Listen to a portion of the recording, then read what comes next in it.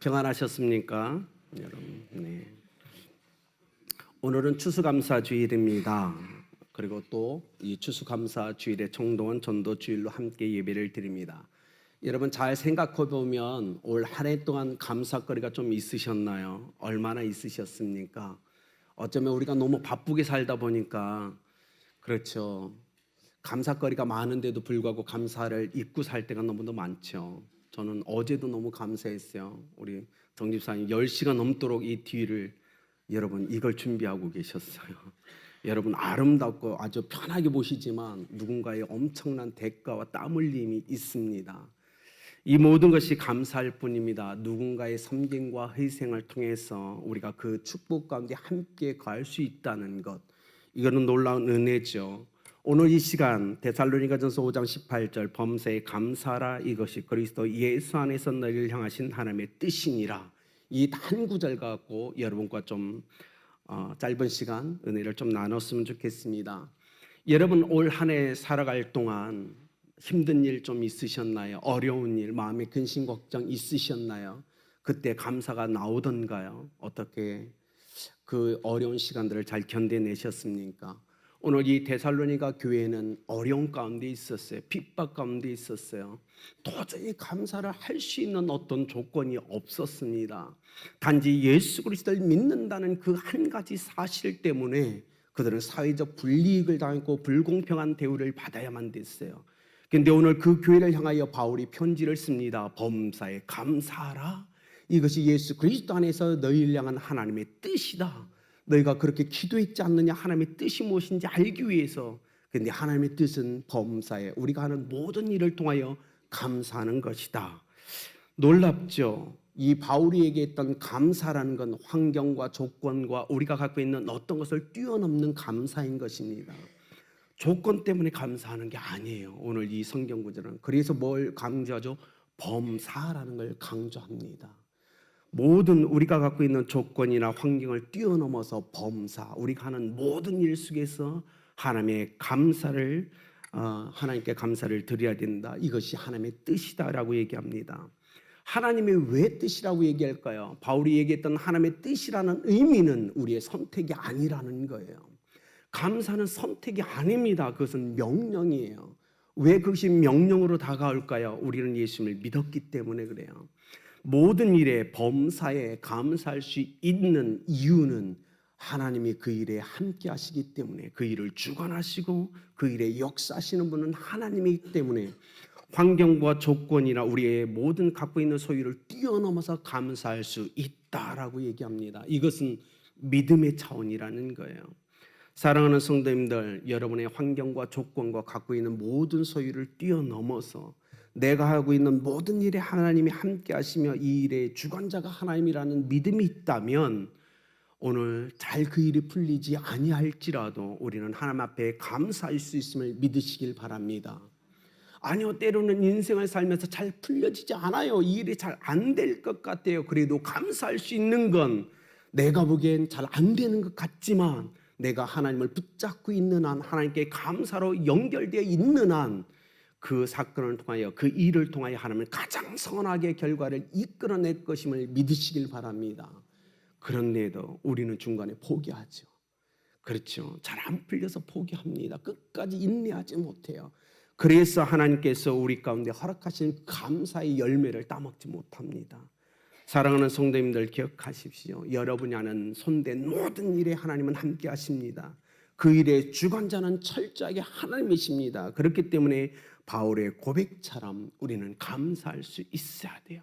마음이 어렵고 힘들고 칼을 찌르듯 아픔이 있다 할지라도 감사하십시오. 그러면 오늘 그 환경이 변화될 겁니다. 오늘 바울이 그 얘기를 하는 거예요. 사랑하는 여러분, 어떤 목사님이 부흥회를 인도하러 가려고 너무 먼 거리를 버스를 탔어요. 버스를 타고 가다가 조용히 그 교회까지 기도하면서 묵상하면서 설교한 것들을 생각하면서 하나님 앞에 가려고 버스 제일 뒷자리에 앉았어요. 아무도 없는 제일 뒷자리에 조용히 앉아 눈을 감고 설교 말씀을 생각하면서 하나님께 기도해요. 근데 갑자기 정류장에 어떤 아주머니가 5명의 아이들을 데리고 버스를 탔는데 그냥 가까운 데 앉으시지 계속 뒤로 오더니 목사님 옆에 딱 앉는 거예요. 앉으셨으면 괜찮은데 갑자기 아이들을 뒤에 앉히더니 엉덩이를 슬쩍 하더니 목사님 옆을 자꾸 툭툭 치는 거예요. 그러니까 목사님이 기도하다 마음이 상했어요. 기도가 안 되는 거예요. 너무 불편한 거예요. 막 마음이 너무 불편한데 갑자기 하나님의 말씀이 떠오릅니다. 범사에 감사하라. 그래서 생각을 해봤어요. 하나님, 이 상황에서 제가 무엇을 감사해야 됩니까? 아무리 생각해도 감사거리가 없잖아요. 막 생각했어요. 그러다 갑자기 감사거리가 하나가 생각났어요. 그래서 이렇게 기도합니다. 하나님, 저 여자가 내 아내가 아닌 것을 감사합니다. 중요한 건 여러분, 우리가 삶에 좀 많이 분주할지라도 조용히 멈춰서 생각하면 무엇이든 감사거리는 있다는 거예요. 우리의 마음이 너무 그 여유가 없는 것 같아요. 사랑하는 여러분, 조금만 더 멈춰서서 때로는 하나님 앞에 어떤 감사거리가 있나를 한번 찾아보시는 인생을 살아가시길 바랍니다. 여러분, 유대인의 탈무드에 이렇게 기록되어 있습니다. 세상에서 가장 현명한 사람은 무엇인가를 배우는 사람이다. 그러나 세상에서 가장 강한 사람, 세상에서 존재하는 사람 중에 가장 강한 사람은 자기를 아는 사람이다. 세 번째로, 세상에서 가장 행복한 사람은 누구인가? 그는 감사할 줄 아는 사람이다. 그렇죠. 여러분, 행복은 어디에서 올까요? 행복은 감사에서 오는 겁니다. 그렇기 때문에 탈무드 얘기했잖아. 세상에서 가장 행복한 사람은 오늘 나의 삶을 감사할 줄 아는 사람이라고 우리는 기억해야 됩니다. 예전에 어르신들이 이런 얘기했어요. 집안에 콩 하나 갖고도 감사하는 마음만 있다면 누군가에게 반쪽을 나눠줄 수 있지만 마음에 감사하는 마음이 없다면 콩 10개를 가지고도 인색한 인생을 살아가는 게 인생이다라고 얘기하셨어요. 그렇지 않나요? 여러분, 우리에게 다시 이 감사의 삶이 회복되었으면 좋겠습니다. 우리 자주 어르신들이 그러잖아요. 말이 씨가 된다 이런 얘기하잖아요. 이것이 어떤 상황에서 어떤 의미로 쓰이냐에 따라서 너무 다양한 의미를 가질 수 있지만 감사하다 보면, 삶에서 감사를 선포하다 보면 감사거리는 일어나고 감사는 넘치게 되어 있다는 의미입니다. 한번 그렇게 생활해 보신 적 있습니까? 감사합니다를 계속 반복하니 내 삶에 감사가 넘치고 행복이 몰려오기 시작합니다. 그러면서 문제가 풀어지고 일이 해결되면서 정말 감사가 지속되는 것들을 경험한 걸 여러분 경험해 보지 않았나요? 여러분, 우리 입속에서 예수 그리스도를 믿는 우리는 인생 감사를 생활하는 삶을 살아가셔야 됩니다. 왜냐하면 범사에 감사하라, 이것은 하나님의 뜻이에요. 하나님의 명령입니다. 선택이 아니에요. 우리가 그렇게 믿음으로 선포할 때 분명한 것, 하나님은 우리 삶에 감사가 넘치게 하실 거라는 확신이 저에게는 있습니다. 제가요 90년대 신학을 딱 졸업하고 시골에 내려가서 부모님을 뵀어요. 충청도 분이잖아요. 모든 말이 사투리, 충청도 사투리입니다. 그런데 어머니한테, 어머니, 이제 제가 선교사로 선교지에 가야 됩니다. 하나님이 저를 선교사로 불렀어요. 근데 어머님이 그 얘기를 듣고서 생각지 않은 아들이 선교지로 간다고 하니까, 그것도 중국으로 간다고 하니까 어머니 그 이야기를 듣더니 그럽니다. 감사요. 충청도 사투리잖아요. 아시잖아요. 그죠? 감사요. 그러면서도 눈물을 흘리시는 거예요. 그래서 처음엔 이해가 안 됐어요. 감사한데 왜 눈물을 흘리실지. 부모의 마음이잖아요. 90년대 공산권인 중국으로 선교사를 보내야 되는 아들, 그 아들을 불러주신 하나님께는 감사하지만 그러나 그 아들을 그렇게 내어놓아야 된다는 어머니의 심정, 어떤 일이 그 땅 가운데 일어날지 모른다는 어머니의 걱정과 그것이 아마 뒤범벅이 돼서 눈물로 나온 것 같은데, 항상 한국에 있다 들어갈 때마다 감사요 하면서도 눈물을 흘리셨어요. 한국에 들어와서 그 다음에 작년에 어머니에게 이제는 한국에서 하나님이 저를 사용할 것 같다. 이제는 한국에서 일을 해야 됩니다. 남아야 될 것 같아요. 얘기를 했더니 그때도 동일하게 어머니는 감사요 그러면서 눈물을 흘리시는 것 같아요. 여러분, 삶은 그렇습니다. 모든 삶에 감사가 넘치는 것, 저는 우리 선배 목사님들, 또 어르신들을 통해서 배웠어요. 그들은 먹을 것이 없고 열악한 환경 가운데 항상 입술에 감사라는 말을 달고 사셨어요. 그렇기 때문에 지금 이렇게 부유한 세대보다 그들은 더 행복한 인생을 살았다고 저는 확신합니다.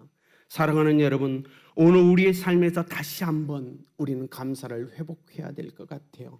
이 말씀을 묵상하면서 한번 고민해 봤어요. 하나님, 저는 감사거리가 무엇이 있죠? 1년을 보내면서 저에겐 어떤 감사가 있었습니까? 라고 질문하고 묵상해 봤어요. 저는 별로 은사가 없습니다. 그럼에도 불구하고 하나님이 아름다운 교회로 인도해 주심에 너무 감사했어요. 오늘 이 자리에 서 있는 것이 너무 감사했어요. 성도님들 섬김을 통해서 알게 모르게 저를 위해 기도해 주면서 저의 몸 상태를 보시고 섬겨주셨던 그 섬김, 그를 통해서 하루가 다르게 살이 통통하게 불어오르지만 그럼에도 감사한 거예요. 하나님, 이렇게 살찔 수 있다는 것이 얼마나 감사합니까? 너무 감사한 거예요. 우리 김광영 목사님이 가끔 날렸던 멘토처럼 은퇴하신 목사님 중에 가장 젊으신 김정포 목사님을 원로 목사님으로 섬길 수 있고 사모님을 모실 수 있는 게 저는 너무 감사해요. 좋은 목사님 밑에서 멘토를 통해 무엇인가를 배우고 있다는 것, 그건 너무나 감사한 것입니다. 우리 장로님들 정말 너무 귀한 16분의 장로님들과 함께 신앙생활하고 집사님들, 성도님들과 함께 이 자리에 거룩한 예배자로 서 있다는 것이 너무 행복해요. 여러분, 항상 저를 위해서 예배 전에 기도하는 전병단, 중보기도 팀 항상 살피시면서 여러 먹을 것도 챙겨주시고 기도로 섬겨주신 여러분께 너무 감사합니다. 오늘 저는 이 시간 여러분과 함께 이곳에 거룩한 예배자로 서 있음이 너무 감사합니다. 이건 놀라운 은혜죠. 여러분, 저희 인생에서 그럼에도 불구하고 가장 감사했던 건 예수님을 알게 되었다는 거예요. 예수님을 믿게 되었다는 것. 주님이 그 십자가에서 나의 모든 죄와 연약함과 질고를 짊어지고 죽으셨다, 부활하셨다, 그리고 다시 온다는 그 사실이 저에겐 너무나 큰 감격입니다.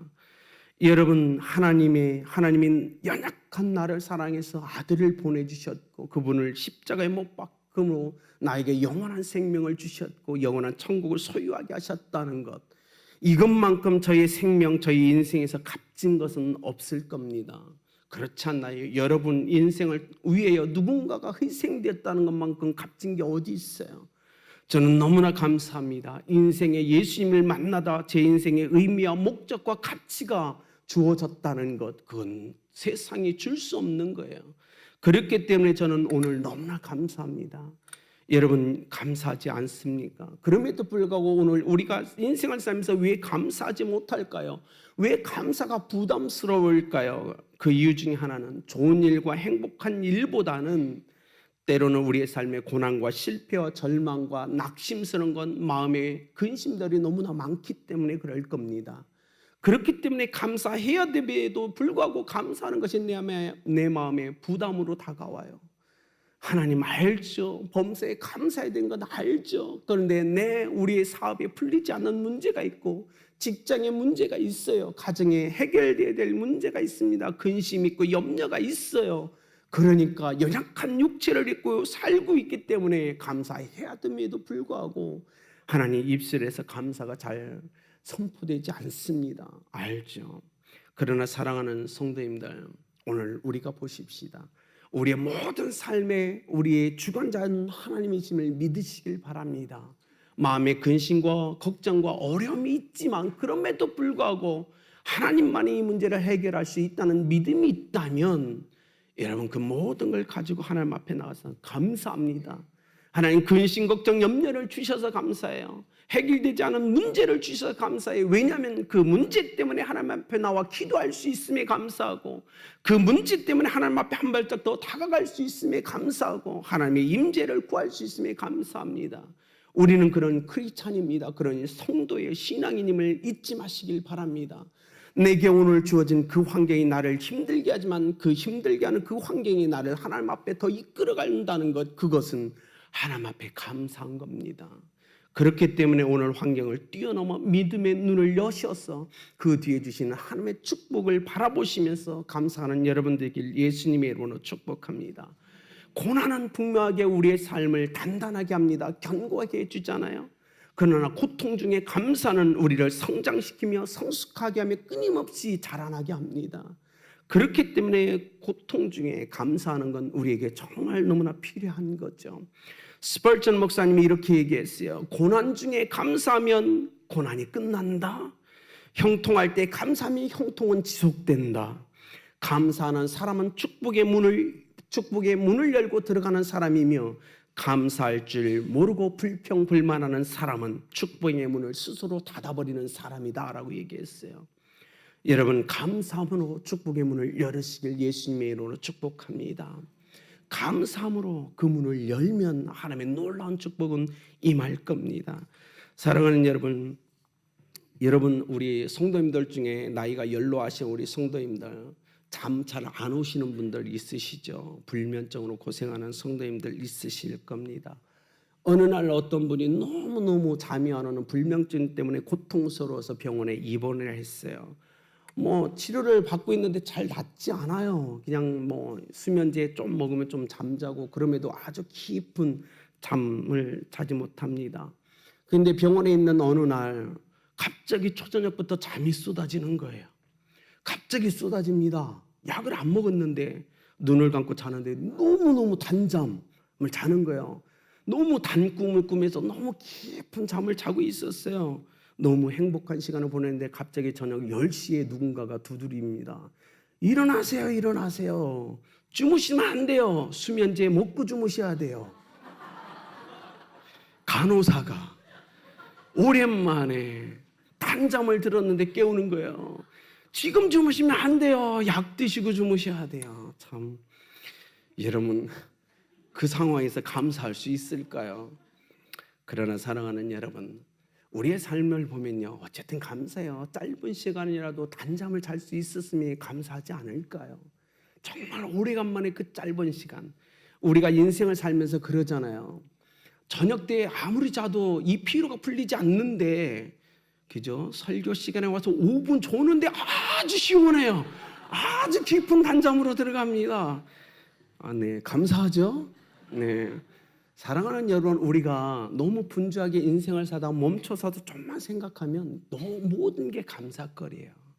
그렇지 않습니까? 오늘 바울 사도를 통해 주님이 우리에게 얘기합니다. 범사에 감사하라. 예, 우리가 정말 하나님을 믿는 사람이라면, 예수님을 믿는 사람이라면 우리는 감사함을 살아야 됨을 믿으시길 바랍니다. 한쪽 다리가 불편하십니까? 그래서 불평이 나오세요. 그러나 다른 사람을 보세요. 두 다리가 없는 사람보다는 행복하지 않을까요? 오늘 불편하지만 오늘 걸을 수 있으면 감사하지 않을까요? 병원에 가서 아파서 고통 가운데 입원해 있을 때 불평 나오십니까? 그러나 그 병원에서 나보다 더 심각한 병자들을 볼 때 감사하지 않을까요? 아직도 아프지만 살아있음이 감사하지 않을까요? 여러분, 우리 삶에는 정말 믿음의 눈을 열면 모든 것이 감사거리인 거예요.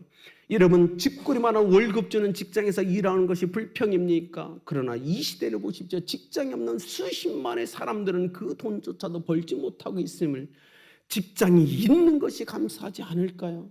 우리가 정말 예수 그리스도를 믿는 사람이라면 우리의 생각을 뛰어넘고 믿음의 눈을 열면 모든 것이 감사합니다. 그렇지 않을까요? 여러분, 이 아름다운 교회에서 이렇게 함께 예배할 수 있는 것 감사하지 않습니까? 선교지에서 이렇게 크게 찬양 못한다고요. 공산권 모슬림권에 그렇게 찬양 못해요. 그렇게 큰 소리로 기도하지 못해요. 그렇기 때문에 여러분, 선교사들이 한국교회에 와서 너무나 감사한 건 마음껏 찬양할 수 있을 때 가슴이 시원해집니다. 너무나 행복해서 눈물이 나는 거예요. 여러분, 우리가 정말 이곳에서 함께 찬양하며 기도하며 말씀을 들을 수 있다는 건 이건 어마어마한 축복이고 은혜입니다.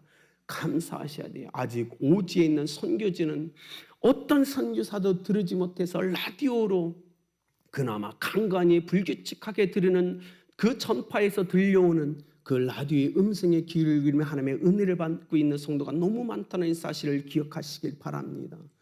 여러분, 그렇기 때문에 우리는 감사함으로 하나님의 거룩한 임재 가운데 여러분 기쁨으로 나와서 하나님께 예배해야 될 줄 믿습니다. 오늘 성경은 얘기합니다. 범사에 감사하라. 이것은 하나님의 뜻이다라고 얘기해요. 사랑하는 여러분, 범사에 감사하시는 여러분들에게 예수 그리스도의 이름으로 축복합니다. 제가 사역자들과 식사하다가 이렇게 질문을 했어요. 1년 동안 사역하면서 무엇이 감사했는지 좀 나한테 한 가지씩만 카톡으로 보내달라고. 다 모든 사역자가 저한테 보냈어요. 근데 내용이 거의 다 똑같아요. 짜고 친 것 같아. 다 봤더니 똑같아요. 대표적으로 제일 먼저 보낸 임마누엘 전도사님이 제일 먼저 보냈어요. 2019년 아름다운 교회 와서 정말 좋은 담임 목사님, 사역자분, 집사님들을 만나게 하신 것이 가장 감사합니다.